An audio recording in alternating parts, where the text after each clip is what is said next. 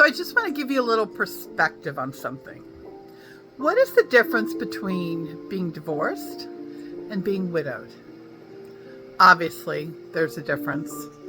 We know that one lost their spouse to death and the other lost their spouse due to divorce. Now, obviously, of course, depending on the divorce, it could have been after many years of marriage or just a few, but it depends on whether or not the person wanted the divorce. So let's assume they didn't. Now let's also assume that they're all Christians, which means that yes, you know that it's God's will, and yes, you trust God's will, but it doesn't make it easy. A divorce in a Christian realm means that somebody that you believe God chose for you chose to leave you.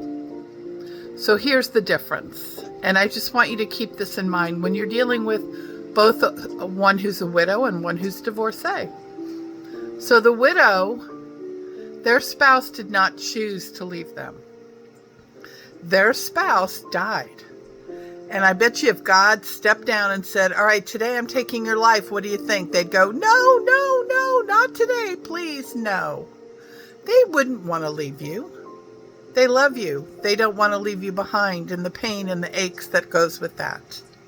But they're gone, and that's something to have to deal with. For a divorcee, their spouse chose to leave them. Their spouse chose to go elsewhere. So someone you believe God picked for you and chose for you has now decided to abandon you.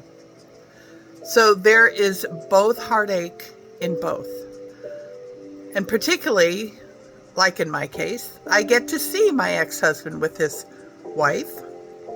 And you know what? I love them, and I will never do anything but pray for their well-being. But there's a difference. A widow, their spouse is gone. They can visit at the grave or they can visit in their memories. But it's different. The loneliness still exists for both. They both face things that they didn't expect to face, didn't want to face, didn't plan on facing. So I just want you to think through those differences.